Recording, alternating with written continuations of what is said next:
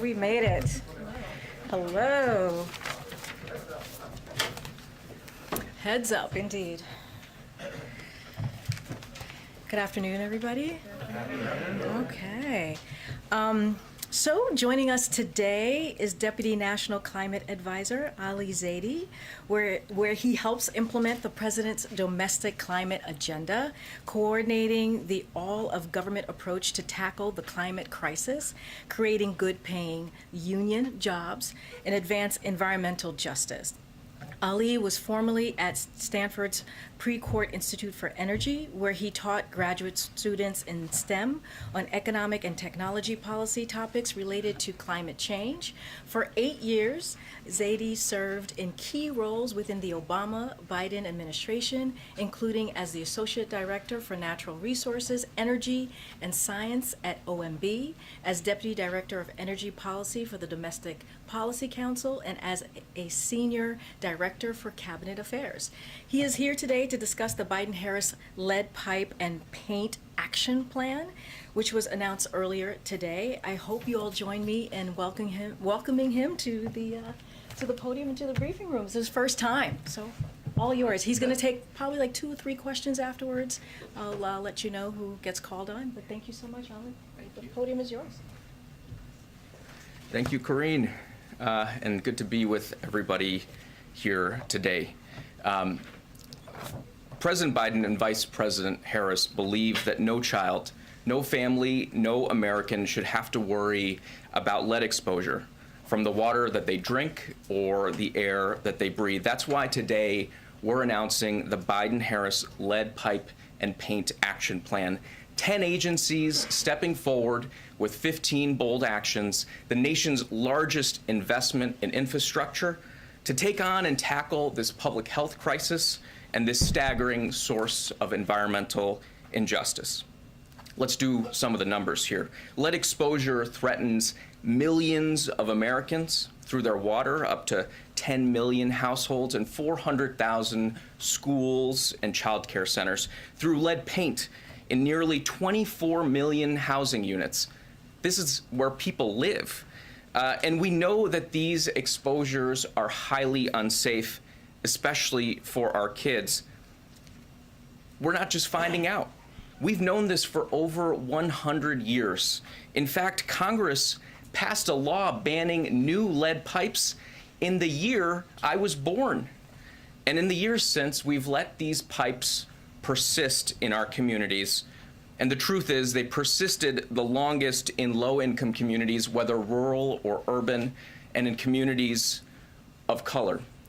The good news is this: we know how to get after this challenge and fix this problem, and that's why President Biden and Vice President Harris have made replacing lead pipes a centerpiece of the bipartisan infrastructure law, and why today Vice President Harris stood with child health champions and labor union leaders alike to join together and issue this action plan with a new goal to make rapid progress replacing all lead pipes in this decade, working in close collaboration with our state, local, and tribal partners with a focus on communities that have been underserved and overburdened, and in a way that creates good-paying jobs, jobs welding and fabricating, jobs fitting and installing these upgrades, jobs in infrastructure that can support a family. Today's action plan has 3 pillars. The first is about getting resources into the hands of communities. EPA is announcing that nearly $3 billion from the bipartisan infrastructure law will be deployed next year in 2022 to replace these pipes. And we're going to tap into the American Rescue Plan that the president passed at the beginning of his administration with its $350 billion in state, local, and tribal recovery funds. Second, the EPA is writing new regulations that will strengthen the lead and copper rule, including enhanced testing requirements. This is absolutely critical that we pair the investments with clear standards about where we need to go. And third, we're marshaling tools from across our agencies, 10 of them bringing actions to the table so that we can tackle this crisis head on. And just as an example, we've got a cabinet level partnership a bunch of agencies coming together at the very top of the agencies, focused on lead remediation in schools and child care centers. We've got the CDC working overtime to make sure we close those gaps that we have in critical health screening. Across our federal housing portfolio, HUD, USDA, the Department of Interior, we are working to eliminate lead pipes and lead paint hazards. And we've got EPA and the Department of Labor working with local communities, not only to accelerate projects, but make sure that we do them in partnership with unions. Thanks to the leadership of the President and the Vice President, we passed a big deal bipartisan infrastructure law, and that's going to help us replace all the lead pipes, and we're excited to get to work. And with that, eager to take some questions. Thank you so much, Ali. Go ahead. Ali, I'd like to ask you about the Build Back Better plan. The plan is sort of clearly at risk right now in Congress. It certainly doesn't look like it's going to happen before Christmas.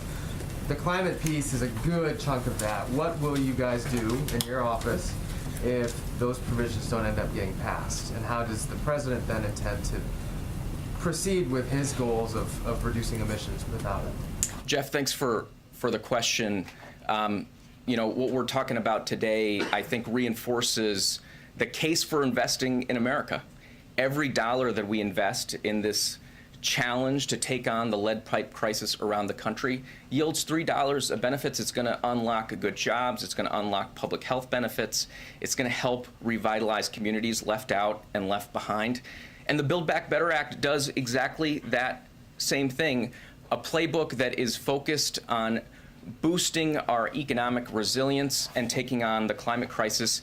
And we're excited to be involved in conversations that help us move forward. But let me also note this. From day one in this administration, every single day, the president has been advancing critical climate action. You look at some of the actions we've taken in just the last few months, tackling super pollutants in the form of hydrocarbons, tackling methane emissions, not only here, but bringing around over 100 countries from around the world to take on the same challenge, making sure we're shifting quickly to an electric vehicle future. So we're excited to be continuing to push forward in an ambitious way, in a bold way. And I think today's announcement really brings home the point. If we invest in America, we create good paying jobs, we unlock environmental benefits all at the same time. Well, just to follow up, what are your biggest concerns about things that may be taken out of that bill, if it passes at all, in the climate space? You know, again, want to focus on what we're doing today because, as I noted, you know, this is action that is long overdue. I think the American people are excited to see us get to work in taking on something that's festered in communities for over 100 years. But we're leaning into every opportunity we've got. The president's been very clear when he sees the climate crisis. He sees the motivation to move with the urgency and pace that's necessary at the scale that's necessary, and he sees jobs. And we're excited to be bringing those jobs into communities, helping sustain families all around the country. Ali, thank you for being here. The president had said he wanted $45 billion to deal with lead pipes and to deal with this issue in the infrastructure bill. Obviously, he got closer to $15 billion. You guys say that's still enough to deal with it 100%. How is that the case if you only got a third of the money you were looking for? Absolutely. Thank you for raising that question. One of the things that's been remarkable, and I think this is the case on lead pipes, I think this is the case on a lot of things. You look at electric vehicles, for example, in just this last year, and it's accelerated since folks got together on the South Lawn in August. We've had the Detroit 3 invest almost $100 billion into the electric vehicle future. The strength of this president's leadership, the certainty and clarity with which he has projected the vision, I think is bringing folks to the table with resources and creativity. And one example of that creativity is the American Rescue Plan, which included $350 billion to support state and local governments. We've got folks in Milwaukee who now have $6 million from that ARP funding that's supporting job training to help replace lead pipes. We've got folks in Duluth, Minnesota, $11 million from that American Rescue Plan going towards lead remediation. I grew up in Erie, Pennsylvania, so I'm particularly excited about the $6.5 million that Governor Wolf helped unlock so that Erie can get after some of the lead gooseneck issues that they've got in the community. So one, we are seeing folks sprinting in this direction right now, right away. The second thing, and this is where the action plan comes in, is we've been working really hard to make sure that we're being inventive and creative in the way we go after this challenge. That means creating regional technical assistance hubs. It means making sure that we're standardizing contracting. We're using the best technology. We're using data tools to help bend the cost curve, because this doesn't have to cost as much as it's always costed. We have been learning along the way, and it's time to harness those learnings to deliver the solutions that the American people are looking for. April? Crunching the numbers a little bit more and drilling down a little bit more, when you talked about different areas, a lot of it's a heavy lift when it comes to piping and infrastructure and going into houses, going into streets. And then you have the paint in homes that's easier to remediate. Over these 10 years, can you give us the numbers, the anticipation of numbers that we're going to see when it comes to the remediation of pipes, lead pipes, as well as paint? Could you give us the stats that you have? Yeah, absolutely. We know today, we estimate that there are 6 to 10 million homes that are impacted by lead service lines, and we need to do everything that we can to move as quickly through that challenge as possible. But we also recognize, and I think it's important to be transparent about this, that a little bit of this is mapping the topography of the mountain as we're starting to climb it. We have to go out there. We have to collect the data. There are communities around the United States where we don't know where the pipes are. So those are estimates. We need to figure that out on the front end. That's why we're investing in the data and the community engagement to figure that out. But the goal is very clear. Within this decade, making sure we're getting after that challenge. And on the lead paint front, that is a place where we need to continue to accelerate and marshal investment. It's something where the Build Back Better plan actually does invest dollars, and we're using the resources we have already available to us. Talked about HUD, USDA, and also the Department of the Interior, which works in Indian country, making sure that we're making those resources available. But as you talk about climbing the mountain, do you still at least have a baseline of what you want to see accomplished over this decade? Yeah, the baseline is this. We've got $15 billion of funding in the bipartisan infrastructure law. We're going to move $3 billion of that next year. We're going to leverage that significantly. We're going to mobilize the resources we're already mobilizing through the American Rescue Plan that are creating jobs right now and improving quality of life and health conditions in communities like Duluth, like Milwaukee, like back home in Erie, Pennsylvania. We're excited about that work. Just real quick, Ali, and thanks for being here. You say $3 billion of the $15 billion will be sent out next year. Do you yet know when precisely, approximately, the first lead pipe will actually be removed from the building and replaced with a new one? We are seeing, Ed, thank you for the question, and I remember you from your Federal Eye days, so good to see you. It is throwback. It is so important that we start making this progress right away. And you look at, for example, the city of Pittsburgh, which now has a plan to get all the pipes out by 2026. The funds from the American Rescue Plan already mobilized and taking pipes out of the ground, replacing them with a safer alternative. These dollars will accelerate that effort, and I don't think we're skipping a beat here. What we've been doing as an administration is building the relationships and building, to use a maybe tried term, the infrastructure to deliver the resources that we need, make sure it gets metabolized in the system as quickly as possible. So I think that the short answer to your question is it's already making a difference in communities right now, and we're really excited about that. Thank you for being here. Could you address environmentalists, their concerns about the plan just setting a goal for removing the lead service lines versus mandating that these lines be removed? Can you explain why the administration has gone that way and not? Absolutely. I'm really, I am as an environmentalist. Appreciate you asking that question. This is a multi-prong approach, and setting the goal is the motivation. And I think the point, hopefully, I've conveyed is simply by setting that goal, President Biden, Vice President Harris have motivated action in communities all around the country already, but that's not enough.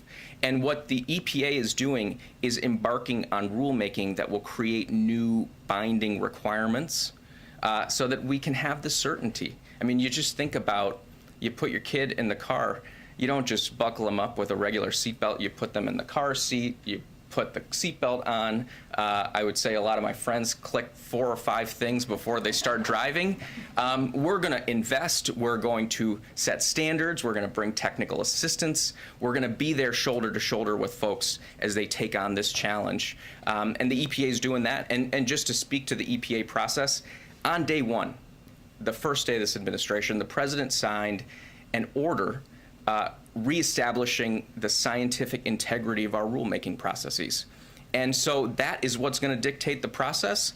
But the goals are very clear, and I think you heard them from Michael Regan, our administrator, how vigorously the EPA intends to develop standards, requirements to make sure that we're delivering on the target. Okay, we're going to take 2 more, Phil and Zolan after. I'm going to follow my good friend Jeff's lead and broaden it out a little bit, if you don't mind. Given the scale of the administration's climate ambitions, of which this is very much a good example of, have you guys felt any constraints on the regulatory side by concern over securing one vote in particular in the United States Senate in terms of what you're able to do, how far you're able to go in terms of your agenda on the climate side broadly? You know, one of the things that's been constraining, and I don't think folks write about this enough, is the incredible hollowing out of the U.S. government as we came in. And one of the things that folks at EPA and other regulatory agencies have had to do is build up that strength, that capacity to be able to do the analytical work to underpin regulations. To the point earlier, we've got to make sure that these regulations are grounded in the best science and the best data, the best engineering work. But if you look at our record, I'll just tick through some of the sectors. You look at the industrial sector, we finalized regulations that will take hundreds of million metric tons out of the air in the form of hydrofluorocarbons avoided. You look at the oil and gas sector, we proposed the most sweeping methane action strategy and rules requirements around reducing methane emissions. And we went and we galvanized the rest of the world to come along with us, over 100 countries joining that ambition. You look at the auto sector, which is going through transition. We've been at the table, and this is because of the leadership of the president and the vice president. We've been at the table with the automakers, with the environmentalists, with the engineers, with the scientists, and with our brothers and sisters in the UAW, and we forged historic standards that will reach further than ever before on electric vehicles and on fuel economy. So you just tick through it, sector by sector. We've made tremendous progress. And the regulatory muscle is not the only one that we're leaning on. Just last week, the president signed an executive order. Last week, he signed an executive order setting new goals for procurement, how we use our buying power as the largest purchaser of goods and services in the world, how we use that to accelerate progress in electric vehicles, in clean power, in 24/7 clean power, in the building sector, even in clean materials like clean steel and clean cement. So I don't think there's any shot we're not taking. I think we are excited to be able to lean in and do it in a way that's grounded in the best science, grounded in the best analysis, and that's going to bring folks along, bring along the good paying jobs that the president talks about every time he talks about the climate crisis. Go ahead, Zolan. Just a follow up on Build Back Better. There's multiple reports that Senator Manchin is objecting to, including drilling bans off the Atlantic and Pacific coast, as well as Gulf of Mexico. How significant of a loss would that be? What is the White House doing to keep those in the bill? And just separately, a ban on drilling in ANWR is still in the package. What is the White House doing to ensure that that stays in the package? Well, let me talk a little bit about what we've been doing. This is a president that came in and right over there signed back the protections for Bears Ears, an incredibly important national monument and Grand Staircase Escalante. He halted leasing in the Arctic Refuge and in Chaco Canyon, important places to protect for posterity. He set the first ever national conservation goal. And is galvanizing folks across sectors, across states and local governments in tackling the climate crisis in a way that recognizes it's not just what we're doing to nature, it's that nature can be our partner in taking on the challenges that we face. And look, we've had incredibly productive dialogues in the context of this bill and others on how we take on the climate crisis in a way that marshals the power of nature-based solutions. And the bipartisan infrastructure law, by the way, hopefully I get to come back for the $21 billion we're going to spend to remediate the places we fouled and that can now become hubs of economic activity and hubs of climate solutions based in nature. That was in the bipartisan infrastructure law and brought together Democrats and Republicans in both chambers of the House and passed something historic. So we're excited about that work and we're moving forward. But it does seem like the drilling bans are now not in Build Back Better. So, I mean, how significant of a loss would that be? And can you still achieve your climate goals if that is left out? So I think I'm going to let Karine go into the minutia of the negotiations. But let me just say, because I think it's come up a few times, Jeff started it, so he gets tagged with it. We've got an incredible crisis that we're taking on in the form of climate change.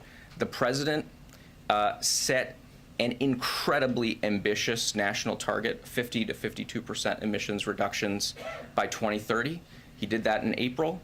And we have done everything we can to pursue the multiple pathways that are available to us in every sector. There's no silver bullet when it comes to the climate crisis, but there is a thing as being too late. There's a thing as not being ambitious enough, and we're trying to make sure that we are as ambitious as we can be, leaning into every opportunity we've got in front of us. And I think today is a great example of recognizing the intersections of these policy areas, recognizing the opportunity that's embedded in the crises that are in front of our communities, and being, as I think a president and vice president model for all of us, happy, excited warriors chasing after the prize here, which is to be partners to the American people, and oftentimes folks who have been left behind and looked over. So we're grateful to be part of that work. Awesome. Thank you so much, Ali. Thank you. He has to go. He has to go. Thank you. Ali, there are rural people who don't believe that with the Thank you, we're gonna be Ali. able to change lead pipes in rural areas. Lean into the possibilities. Love that. Okay. Thanks for helping. Okay, I have a couple things for everybody at the top. But first, I want to welcome the members of our Domestic Policy Council who are here. I'm continuing a tradition that Jen started earlier this week in welcoming some staff members here, and also the climate team. They do amazing work, and we couldn't be here without all of the policy, wonkiness that you guys do. So thank you so much and welcome. Okay, a few things at the top. I think there's a chart. We love charts here. Today we received further evidence that our jobs recovery is one of the strongest ever. The average number of Americans filing for unemployment over the last 4 weeks is now at its lowest level since 1959. As you see, 69, giving ourselves 10 extra years, but I meant 69 here. We've added nearly 6 million jobs this year, the most any first-year president in history, and the number of people receiving unemployment benefits has dropped from 18 million to 2 million since President Biden took office. Thanks to the American Rescue Plan and our successful vaccination program, Americans are back at work at a record-setting pace. And families have more money in their pockets. Americans on average have about $100 more in their pockets each month than they did last year after accounting for inflation. But even as we built an historic jobs and economic recovery, we have dealt with rising prices and supply chain challenges because of the pandemic, along with every other developed economy. Fighting that inflation and lowering costs for the middle class is the president's top priority. While other countries face similar challenges, America, uniquely in the world, is racing ahead with more jobs, more growth, more new small businesses, applications, and more opportunities, allowing us to tackle rising prices from a strength of position.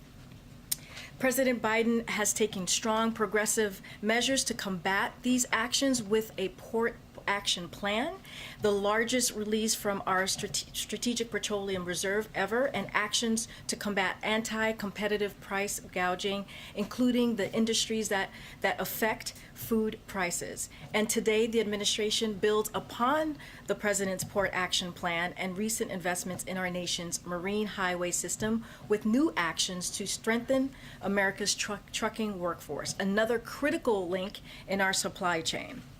So over 70% of American goods are shipped by truck, and in most communities, trucks are the only form of delivery. The Truck Action Plan will cut red tape, make it easier for people to get commercial licenses, expanding trucking apprenticeship, and launch outreach efforts to recruit new drivers, including by reaching out to veterans who already have the skills and experience to fill these jobs.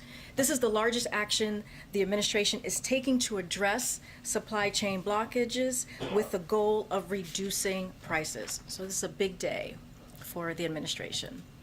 Lead pipes and taking on the supply chain with the trucking, our truck announcement.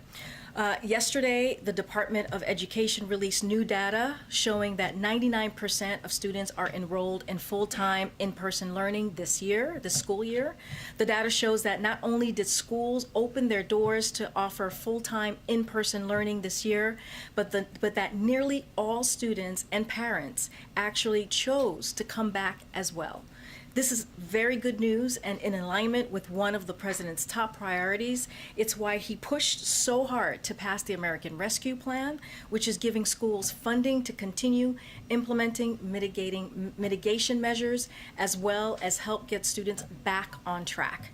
This week, Secretary Cardona also visited Baton Rouge and highlighted how American Rescue Plan funds can be used for tutoring, hiring additional educators, and putting in place other supports to help students recover and accelerate their learning. And last but not least, today, Deputy National Security Advisor for Cyber Ann Neuberger and National Cyber Director Chris Inglis put out a letter to directly communicate with CEOs and business leaders around the country about the specific steps they can initiate now to reduce the risk for their organizations during this time of heightened risk and into the new year. Some examples of these steps include changing passwords and mandate multi-factor authentication, backing up your data, and ensuring you have an incident response plan in place. There's not a specific threat we are tracking, but historically, we have seen breaches around national holidays because criminals know that security operations centers are often short-staffed, delaying the discovery of intrusions. And with that, I give it to you. Go ahead. Thanks, Karine. Is there any comment on the release of the U.S. missionaries who were held in Haiti? Was the U.S. government involved in getting them sprung?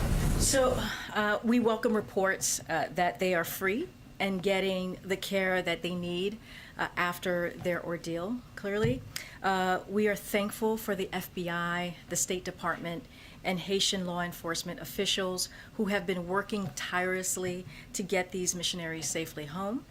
As Jake Sullivan said when this ordeal began, the president received daily updates on this issue The U.S. government has been working tirelessly over the past 2 months to get them released and get them the medical care and support they need after an ordeal like this. Protecting the welfare of Americans overseas and freeing Americans held against their will is a top Biden administration priority. For any specifics on the details of this, I would refer you to the Department of State. And then today, the president had a conversation with several senators about voting rights. Can you, talk a little bit about that, the senators that he was talking to, and how did that conversation come together in the first place? Was it initiated by the White House or the senators? So today, the president, as you just mentioned, Darlene, and the vice president met virtually with Democratic senators to discuss voting rights. The senators provided an update on their progress, and the president and the vice president reaffirmed the importance of acting to ensure that every American can vote and have that vote be counted.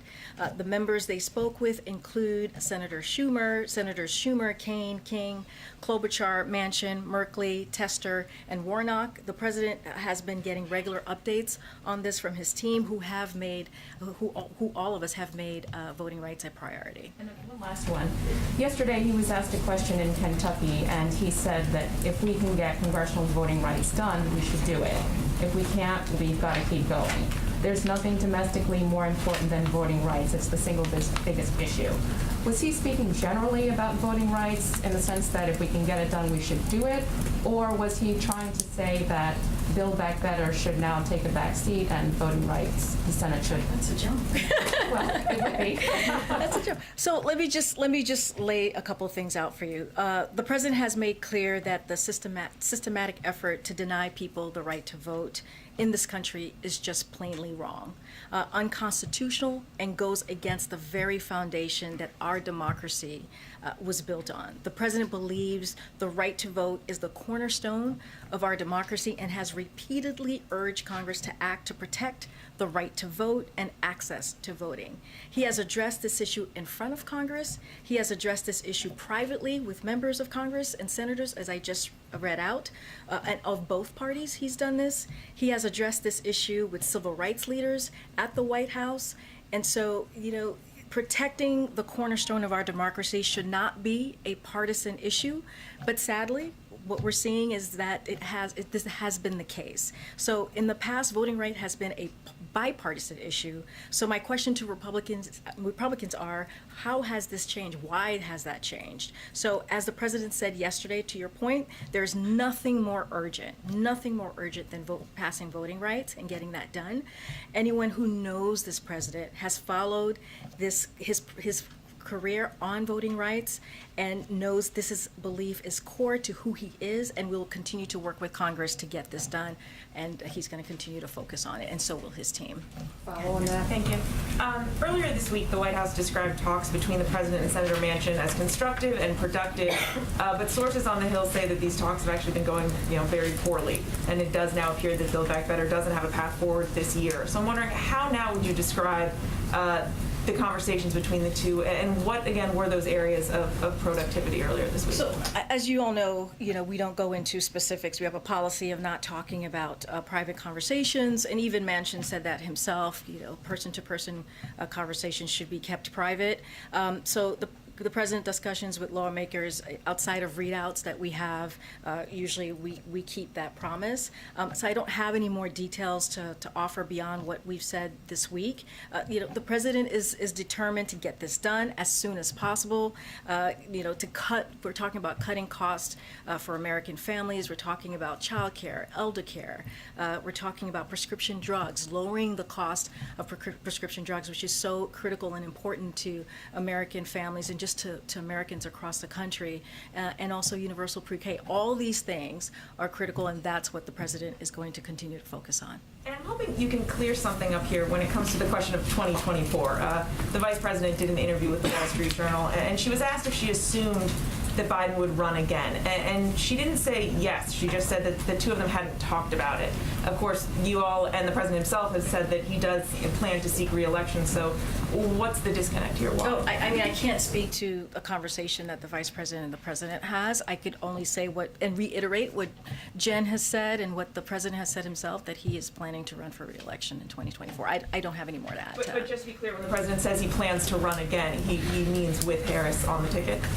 Yes, he does. There's no change. Yes. Yes. Go ahead. Karine, can you give us a sense of where the White House sees Build Back Better right now?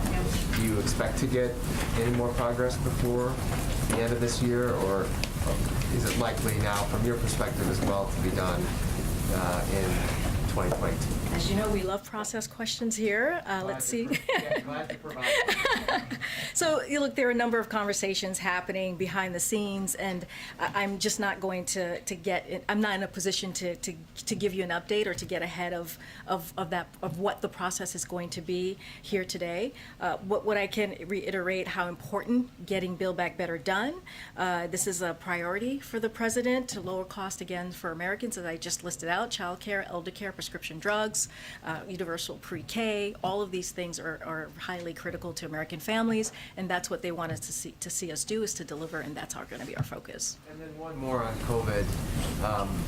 The variant is raging, deaths and cases are up in this country and worldwide. The president unveiled his winter plan a few weeks ago. Broadly, given where the cases are right now, does the White House feel that its strategy is working?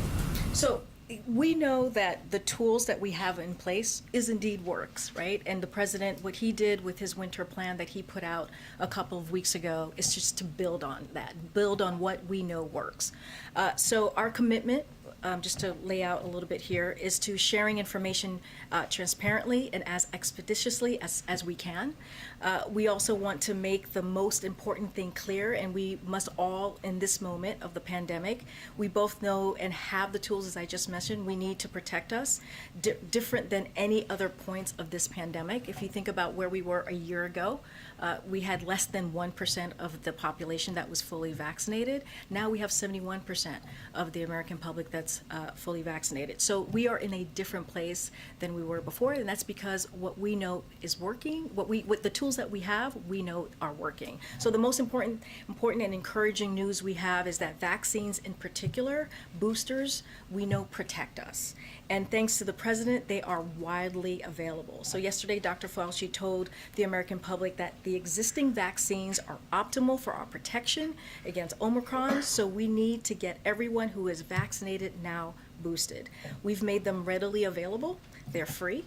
And through the winter plan, as I just mentioned, we have AARP doing extensive outreach to our most vulnerable, pharmacies doing proactive outreach and expanding availability, and have a continued ramp up paid media campaign driving Americans to their boosters. We also know it's critical Americans not lose sight of masking indoors, where CDC recommends this. We've been clear that we must follow this simple measure we know helps to stop the spread.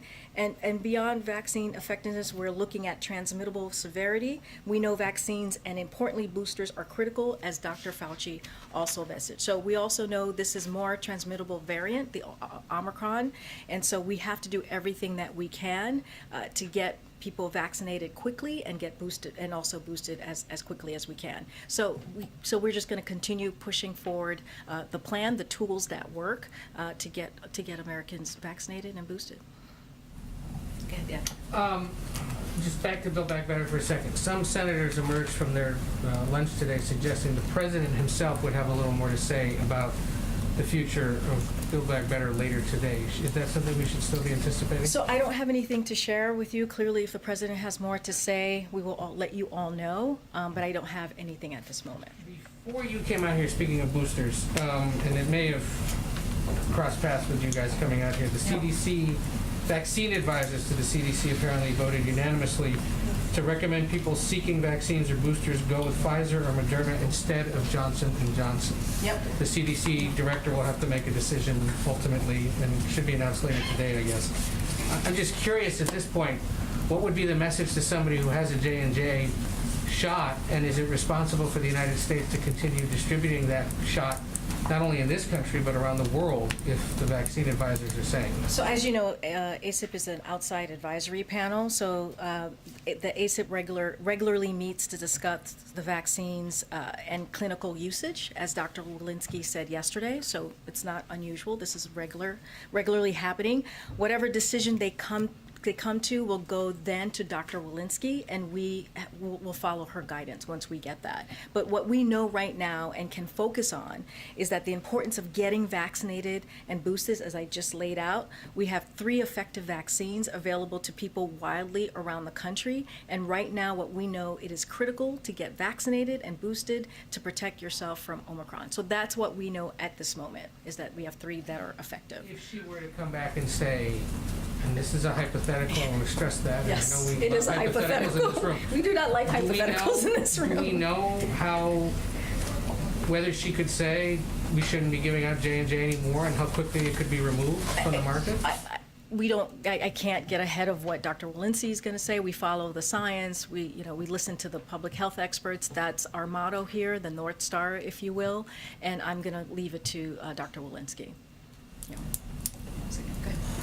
Just want to circle back to Russia. Have there been any updates in terms of, I know there was obviously a U.S. official in Moscow, where things stand on the talks, if any announcements about future talks may be coming in the days or weeks ahead? Yeah, so we're constantly consulting closely with our European allies and partners to determine the best way to proceed with the security talks that President Biden and President Putin agreed to very recently. Today, National Security Advisor Sullivan had a call with his B9 counterparts. Yesterday, he spoke with Russian Presidential Foreign Policy Advisor. Today, Assistant Secretary of State Karen Donfried is in Brussels meeting with NATO allies to brief them on that conversation and on her meetings in Kiev and Moscow, which she had this week. Our focus continues to be diplomatic progress and de-escalation. That is the most important thing here. We believe progress is possible on ending the conflict in eastern Ukraine through implementation of the Minsk agreements in support of Normandy format. So that is our focus right now. Okay, and then just one more on circling back to Build Back Better. Yep. I know the president's a veteran of these types of things, 36 years in Senate Vice President. Does he view this as just kind of a step in the process? Is it a setback? What's kind of his perspective on where things stand right now in these talks? Yeah, so I just to step back for a second and look at the big picture of what we've been dealing with here. So this president and the congressional leadership team, working with two of the narrowest majorities possible, has passed several of the most impactful economic legislation in American history. He turned around a failing COVID response and a sputtering economy, and he's taking strong action to address the financial challenges that Americans care about the most. His leadership and bills and those bills now resulted in unprecedented economic recovery that is the envy of the world, historic job growth, the fastest drop in unemployment in history, strengthened supply chains, and boosted competitiveness against China. We delivered because we stayed focused on what the American people care about and did the work. That's exactly what's happening here. Meanwhile, Republicans are actively seeking to hurt the pandemic response, explicitly rooting for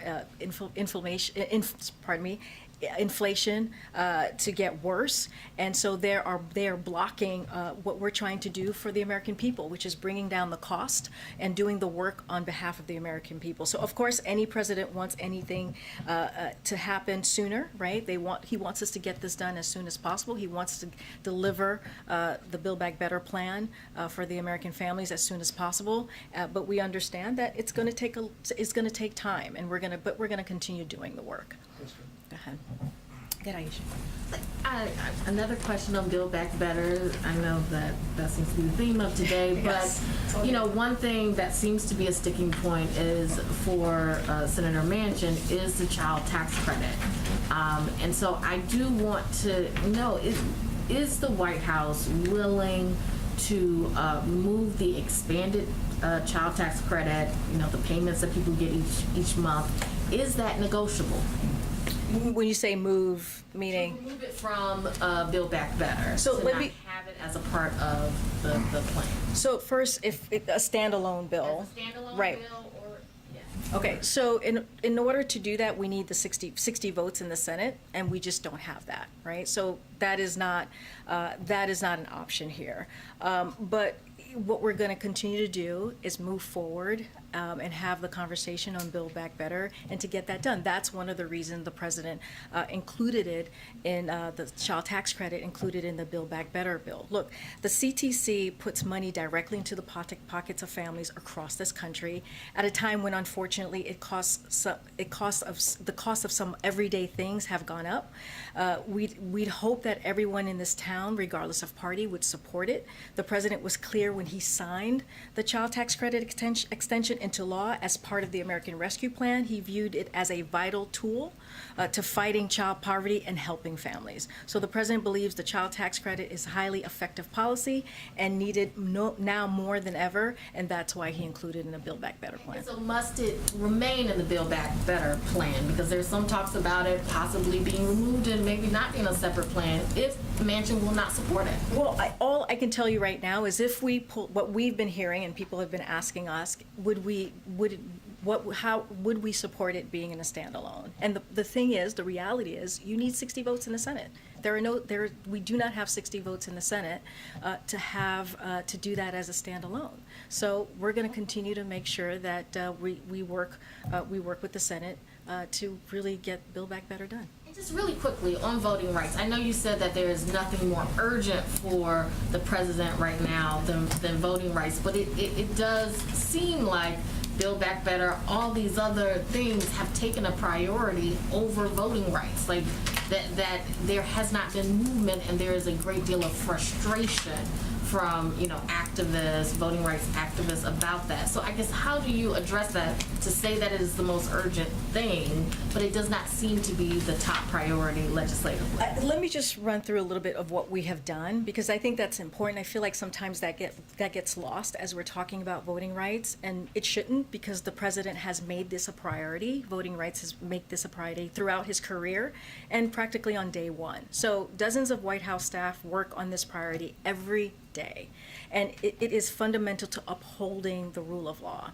You all heard the president speak about this at length at the 10th anniversary of MLK's memorial, which was not too long ago, decrying the big lie and making the case for voting rights legislation. Here's what we've also done, because we are not waiting for legislation. We wanted to make sure that we moved forward very quickly and got some of these things done. So the president's historic executive order in March, which he signed on Bloody Sunday, and which agencies have now submitted action plans for, leveraging the power of the administration to protect the franchise and make it easier to vote. That's one. DOJ has been doubling their voting rights staff at the Civil Rights Division, as well as taking steps to ensure compliance with voting rights statutes, launching a task force to combat the increase of threats against election officials and election workers, and issuing guidance on a variety of issues pertaining to fair and secure elections. And the president appointed the vice president at her request to lead this administration-wide effort using the bully pulpit and convening power to the White House. So the president believes the right to vote is critical, it's crucial to the health of our system of government. So that's what we've been doing. So I don't want that to get lost. I'll get to you in a second, April. Thanks, Karine. I wanted to also follow on this child tax credit issue with Joe Manchin. I remember a couple months ago we were sitting on a tarmac, delayed because the president, with much fanfare, came out and announced that he had a framework that had sort of sign off from senators. And then this week we've learned that Joe Manchin has either asked for child tax credit to come out or sort of pitched a 10-year child tax credit that would cost 1.4 of his $1.75 trillion. So based on that, has Joe Manchin sort of reneged on a commitment that he made to the president when you guys made that announcement, or did you not actually have the announcement in hand before we Look, Justin, as I said, I'm not going to get into private conversations. Certainly not going to lay out what has been negotiated or not negotiated. I'll let Senator Manchin speak for himself on what he wants included or not, and where he sees this. And then on COVID, in response to Jeff, you said that the tools that we have are working, and I take the point that if you're fully vaccinated and boosted, the chance of severe harm from COVID to you, your personal risk is relatively low. But that doesn't describe a majority of Americans, and just in the last 2 weeks, we've seen cases up 40%, deaths up more than a third.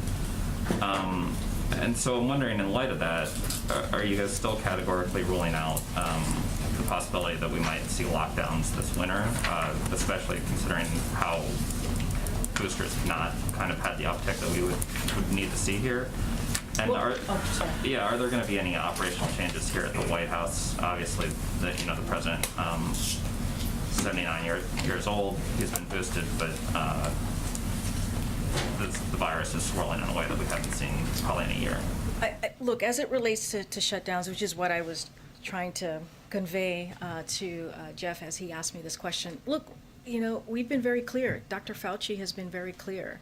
Our public health experts have been very clear. We know what works, and we're going to continue to do what works, which is making sure that we do everything we can to get folks vaccinated. We're at 71% of people being fully vaccinated. That's a huge difference to where we were a year ago. As I just stated, a year ago we were at less than 1%. We're at 83%, more than 83% of people who have at least one shot. So we're doing the work to get us there. With boosters, about more than 50 million people have gotten that booster shot.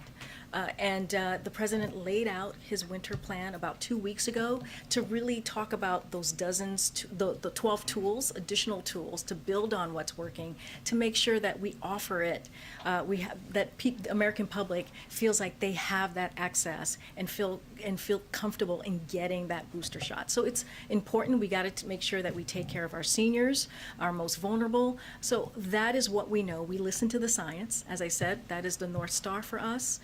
We listen to health officials, and so we're going to continue doing what we know works and continue to talk to the American public about that. Go ahead, Peter. Thanks, Karine. First, a little before you came out here, report crossed. Why is the administration suspending talks for cash payments to the families of illegal immigrants separated at the border? If the president has said, you lost your child, it's gone, you deserve some kind of compensation no matter the circumstance. Did he change his mind? Does he no longer think that these people need compensation? So, Peter, it's ongoing litigation, so I would refer you to the DOJ. I can't speak from it from here. Okay, a question about crime recently. The mayor in San Francisco is now trying to add police funding because when she pulled it to reinvest in communities, crime went way up. So would President Biden, as the leader of the Democratic Party, advise Democratic mayors not to pull money from police budgets? So I can say this. It is absolutely unacceptable when gun crimes are taking lives, when families don't feel safe going to the park or their local schools, when thieves feel impunity in stealing from retailers. So we applaud the mayor making sure that there is more police presence in the city to protect Americans. And so if you're a mayor, this is what we say to local leaders, if you're a mayor or a local leader, there is a crime problem in your community, we think you should step up and do something about it, just as many mayors are already doing. And we've made clear that we're going to offer federal support to help you do that and to keep communities safe. As just one example, the Department of Justice announced last month grants to help put 50 more cops on the beat in San Francisco and funding for over 1,000 more community-oriented policies roles nationwide. The president has proposed doubling that program. So we want to make sure that that mayors and local leaders do indeed step up and make sure that they're protecting their community. And then just one more topic really quick. We got to wrap it up. Okay, just quickly, Yeah. Why is President Biden telling people still that the vaccinated cannot spread COVID? Can you say more? Yeah, in a local interview on Tuesday, he said, how about making sure you're vaccinated so you do not spread the disease to anybody else? The CDC says people who get vaccine breakthrough infections can be contagious. Well, I'll say this.